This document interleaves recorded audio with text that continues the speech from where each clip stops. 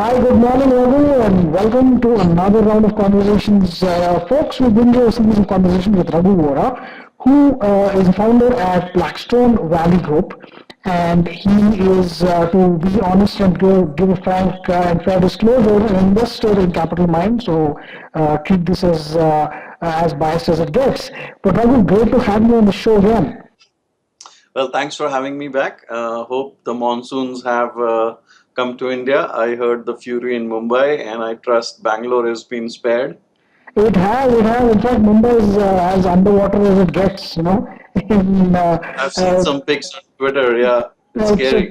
it's a place you've lived in as well, and I have as well. I think we both agree that the situation hasn't gotten any better since we've lived there.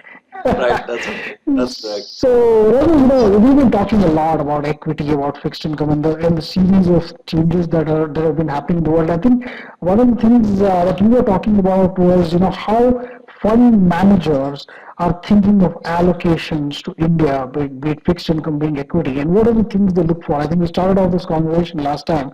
So I want to ask you Right. this right off. Why, in context of India and perhaps in the context of emerging markets, what allocations, how do they choose? Right. So, any fund manager or asset manager has a list of 10 or 12 risks, which they have different weightings for. So, when it comes to emerging markets, the two leading risks are the sovereign risk, the country risk basically, and the currency risk, and that kind of gets more weightage from the fund managers than if they were investing in a developed country is a bond.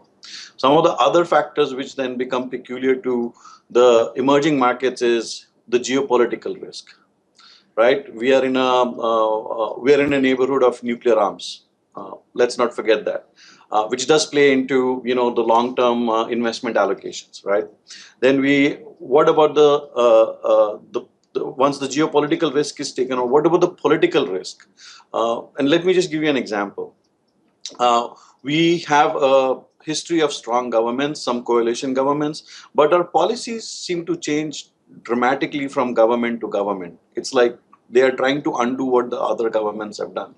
And it's very interesting if you look at Italy, which has got, I think close to 30 or 40 governments in the last 50 years, their economic policy did not change. So I think that's a risk which emerging markets mature, as the governments mature, and they spend more attention to having a standardized economic policy irrespective of the politics. That I think will change as time goes by. Currency, right? We talked about this, the whole floating rate of rupee. When will it be free from the peg? That factors in. Then some of the other macro factors is what is the policies for if manufacturing, right? Right now India is going for make in India, but manufacturing is just 15% of our GDP.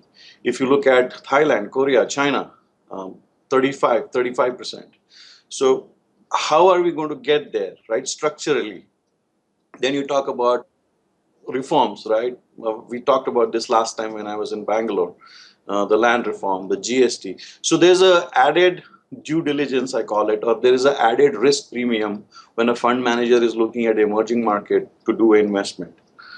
But Navajo, would you say that if the GST actually came through and if we saw some of the other reforms that people have been mentioning, would you say that people would increase allocations because of the lower risk in terms of governance at one?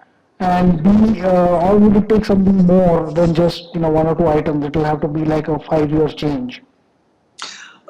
Yeah, so I think the passage of GST would be considered positive because there have been some studies which have said that that would actually increase the revenues coming into the government because it's streamlined and it's efficient. The second point there is it's also the RBI policy. The Rajan's policies have been well accepted, and we are in the world of superstar central bankers. Let's accept that. Uh, Rajan has a lot of credibility across the world. He was part of IMF, and he's done a lot to curb inflation in the beginning, and now he's in a path of conservative easing, which is again really good to understand because These are small, as you say, small steps. It would not move the needle very much for the allocation, but it will be the step in the right direction. In terms of moving the needle, Ravi, I've been looking at, there's some rumors around RBI moving some of the allocations, which is currently dollar denominated to rupee denominated, which might increase the amount of allocations that foreign investors are allowed to buy. They currently are allowed to buy only $25 billion, which kind of adds up to just 125,000 crores because it uses the 50 exchange rate. So if they were to increase it, first of all, $25 billion sounds like a very small amount, at least coming from looking at some of the larger fixed income managers. And B, do you think the market allows the structural hedging of all the risks that foreign investors have to take in order to be able to take these positions? A, is it too small? And B, is it even worth the effort because you might not be able to get a full position? Yeah, it is small, and the carrying cost of the position does not justify the investment. Plus, it's illiquid to get out. So and plus the amount is not something which a fund manager can then justify to the trustees of the fund, saying, why is my carrying cost like 30 basis points more than when I could have gone somewhere else. It's a fight of a yield right now. Fund managers are hunting for yield. So one way to manage is to manage their costs. So I don't think so. I think it's again very small step by RBI. I would India. It's funny that the supply side of fixed income bonds is a little bit less. Yeah, okay, pathetic. And once that increases, I think it would be more attractive for people to get in. I see. Okay. A lot of people talk about the equity side because I think that's more popular in the business.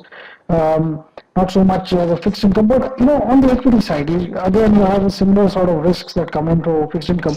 But we've been seeing in the last week or so, foreign investors continuously exiting from equity and also from debt to a certain extent. I mean, other than one day we've seen them push the money out of debt. Why would you say this is happening? Is it because of India? Is it because of Greece? Or is it like generally emerging markets falling out of favor? That's a tough question. I wish I knew why the fund managers were acting the way they are.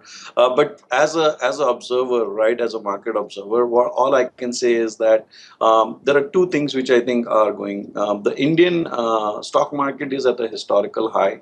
If you look at the PE of Nifty, it's very close to, I think, 23 or 25. Yeah, You can correct 23, me I if think. I'm wrong, which is close to the US markets. But there are other markets who have a higher PE out there. And fund managers are maybe chasing that. Mexico has a higher PE. Thailand is there. Brazil has gotten a lot of bad news coming in the last 3 or 4, weeks. But Brazil's PE was off the charts. And of course, now recently China broke all the records by having its index Shanghai go up to 82, which was again. That talks about the currency and the structural risk, right? If you are an investor trying to invest in China, would you go to the Shanghai stock market via Hong Kong, or would you just rather sit in the US and buy an ETF? And on the converse side, how people were hedging it was when the stocks in Shanghai were going up, all the US ETFs were getting shorted as a hedge. So it's a very interesting game as to how where the money is going in. I think India, what has happened is the comments by the finance minister or the junior minister about the monsoons not being robust this year, and then the anticipation of the political reform getting stalled in the monsoon session is high on the manager's mind. And with all its talk, I think a lot of money is probably moving to Russia because Russia is a pretty attractive, high risk but high yield, investment right now. And they're just doing something in Greece as well. I heard. I mean, they're getting in. So is Greece like overdone, underestimated? Uh, Greece, I think it will be a problem which will solve, but it will take a long time to solve. There is again two parts of it. There is an inherent structural problem as to how the Greece financial reforms are structured. On the other hand, the debtors are not willing to have Greece be an example of defaulting or of breaking up the euro. So there's a lot of push and pull going on, and it's going to be a death by 1,000 cuts. The patient might survive in the end, but nobody would like the outcome. Nor the Greeks would, nor the debtors would. Um, so that's the reason that most of the what you're seeing in the market is the markets have priced in Greece to a certain extent, um, and many it's like Greek is due for an installment in July, which they have factored in. But I think what market is looking at is right now from a global scenario is not what the Fed does first, but what the Fed does second. So it's looking at the momentum of the Fed rates going up. Not on the first rates, everybody says, okay, it will probably come in September, if not September, December. But they're looking at what will be the momentum. Because if the USD starts climbing up, guess what? The Fed has to now stop its momentum of raising rates, and it changes the equation to a certain extent. Interesting. That's a good point. I mean, relatively, the U.S. Fed would still be a higher rate than most of the developed world, I guess, compared to Canada or no, I don't know about Canada, but Europe and Japan. So that's interesting. I mean, the structural dynamics of this are not very visible in India because we tend to be myopic about, some Sushma Swaraj thing or something else, which is Yeah, Maggie. So we, right. we have our own little tiny problems in the scope of the world. But what's turning out to be quite amazing is the fact that whenever these world macro comes about, problems come about, the impact is felt by India because it is tiny and Mhm. in comparison to the whole world economy. And this is one thing I want to ask: what would make India a larger player in the overall dynamics of the game? Is it by fewer markets? Is it by larger number of companies that might be listed in emerging market indexes? I mean, we've talked about China A and then taking over 37% of that emerging market index. India's allocation falls from 7% to just 5% or so, and 2% difference in a trillion, couple of $1.5 trillion of emerging market allocations makes a huge difference to India. We are like 33% of the world's population, but less than 1% of the world's market apparently. So, what would change that? I mean, what would you think might be? Is it a slow force? It will take 10, 15 years, or is it something? Is it because other countries will fall compared to India, or will India just continue to get these kind of piddly allocations? So great question. I view it as a gradual step process. Reforms, right? Very, very important. Why reforms? Because reforms tie into two things: infrastructure and urbanization. For both to happen, right? If you look at all the developed economies in the world, they started with infrastructure and then they had this move to urbanization, which really brought them into a manufacturing services combo, which catapulted them to a developed economy. So if we get the land reforms done, again, last time you and me chatted, it's the speed of the implementation, right? Will our bureaucrats, the bureaucracy Raj, as it's known, will they be helpful in implementing these reforms at the pace what they should be? From opening up the market, more listed companies. But I think once you open up the infrastructure market, you will have a lot of operators from around the world bidding for these projects. Some of the technologies we have, some of the technologies will need partners. So you will have more foreign firms looking to enter into markets. It might be either by joint ventures, they might list if they have enough projects to see them through the next 15, 20 years. And also, how would the revenue be structured? If you look at India with Germany and some other countries is in a very interesting mix where the government is always deficit in spending on infrastructure projects. It's always been a deficit. So they look for private partners. Now, if you look at GVK infrastructure, they did a great job on Mumbai airports. We have some good examples of really large infrastructure projects being done, but again, very small as compared to what the world is looking at.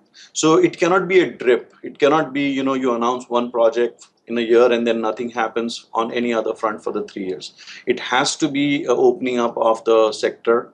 Power sector, we are power deficit. I think we are ranked like 90th in the world for power and 137th for infrastructure.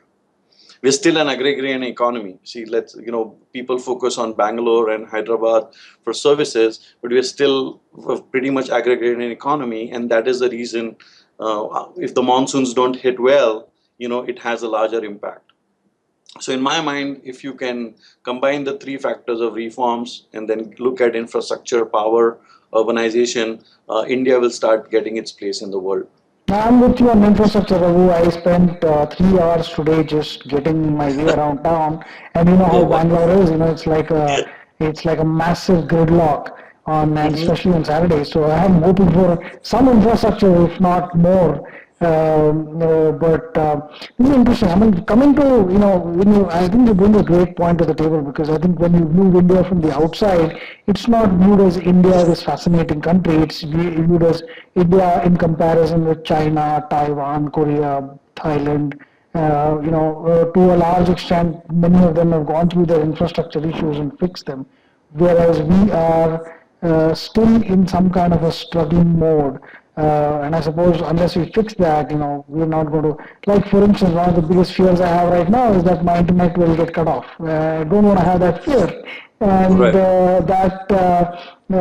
obviously that fear brings in, my need to be conservative, set up backups, take up UPS and so on, which are additional costs that stymie business, and obviously every big large industry that has to set up a power plant along with its little plastic making industry finds that a costly experience. So, but coming to that, I think the last part that I want to discuss with you about was, from a nature of where India is coming from and the Modi story. I guess it's been a year now since the Modi story's come up, and he's still pretty much a non-resident Indian for the most part of the year. So, what does, let's say, the US think? Is it like they're looking at him and saying, okay, is he just become another Obama, which was maybe a lot more talk than action, or is it more like you see that the potential for action is much more going forward? Uh, so it's only been a year. Let's be fair. It's only been a year for him. I think on the positive side of what a lot of people don't recognize is that what Modi has done, Prime Minister Modi has done, is he is actually gone to the people who would be investing in us, all the developed countries, emerging markets, and our local partners, in the neighborhood, and basically given them a story about why India needs to be looked at differently. Whether it's their concerns regarding security, whether it's their concerns, you look at Kashmir, 15, 20 years, it didn't have a government. And whatever government it had was literally not doing anything. It was just, status quo. So there are incremental changes happening in India. And I think people recognize, investors and even politicians recognize that India to change, bring a magnificent change in a year is not possible. So I think he's selling the story of where India can be as a foreign policy initiative, which I think is really great, because now you have people interested. You have never have I've seen like CEOs of Cisco, Microsoft. Everybody wants an audience with the Indian Prime Minister. Show me the last time. Show me the last time this happened. So I think the perceptions are being cleared right now, and everybody's saying, okay, we understand that you are the man in charge. Now let's see what happens, right? Will you get bogged down by the politics of opposition, or legacy opposition which ruled the country for 40 years and still has a lot of key players, kind of looking for it? How would the corporates react? See, corporate governance, most of the Indian, corporate houses are family businesses. They're all dynastic businesses. So show me governance there, right? Like, so there are some things which even the Indian industry has to kind of take a step back and say, what is the kind of governance we can bring on ourselves?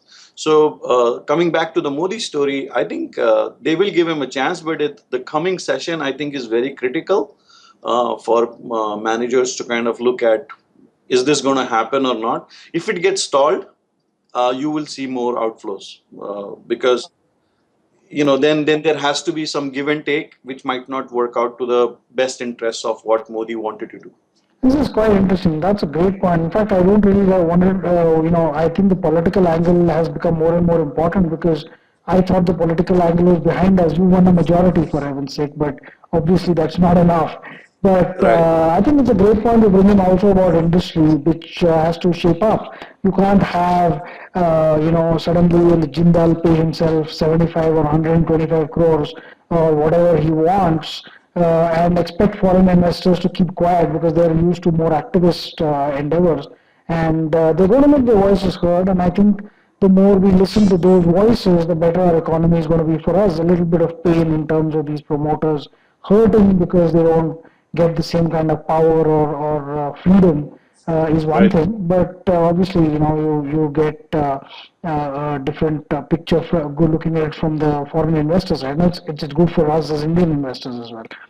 So this is Right. great, Raghu. Thanks again for coming on to the show. I know it's an early Saturday morning for you, and I won't take much of your time, but great to have you on the show again.